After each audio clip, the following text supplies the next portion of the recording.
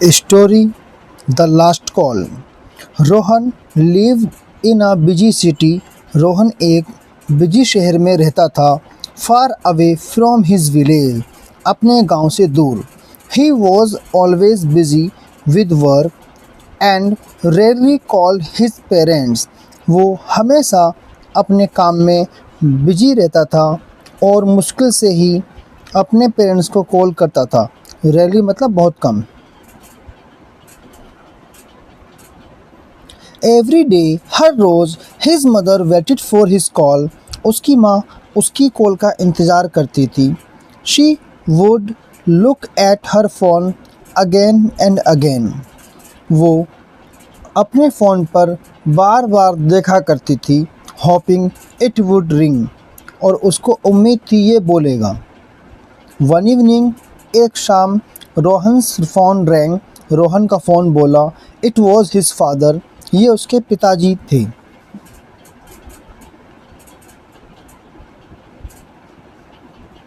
His father said softly. उसके पिताजी ने धीरे से कहा. Your mother is not well. तुम्हारी माँ ठीक नहीं है. She keeps asking for you. वो तुम्हारे बारे में पूछती रहती है. Rohan felt a sudden pain in his hurt.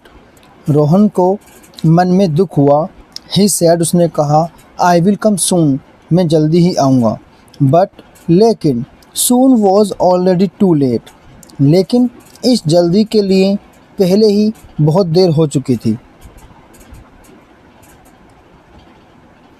Next morning अगली सुबह ही गॉट अनदर कॉल. उसको दूसरी कॉल आई. दिस टाइम इस बार देयर वॉज साइलेंस. एक खामोशी थी.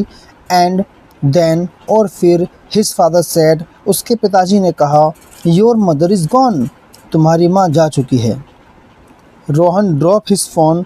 रोहन ने अपना फ़ोन छोड़ दिया. His hands were shaking. उसके हाथ हिलने लगे.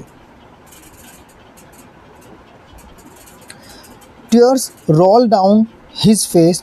उसके चेहरे से आंसू बह रहे थे. ही remembered all the times he said. उसने उन सभी टाइम्स को याद किया. I am busy. जब वो कहता था मैं बिज़ी हूँ. I will call letter. मैं बाद में कॉल करूँगा. बट नाउ लेकिन अब. There was no letter. और अब कोई बात नहीं होगी. He went back to his village. वो वापस अपने गांव गया. But the house felt empty. घर खाली पड़ा हुआ था. His mother's chair was still there. लेकिन उसकी माँ की चेयर अभी भी वही थी. But she wasn't. लेकिन वो नहीं थी. He whisper. उसने फुसफुसाया. धीरे से कहा. आई एम सॉरी माँ.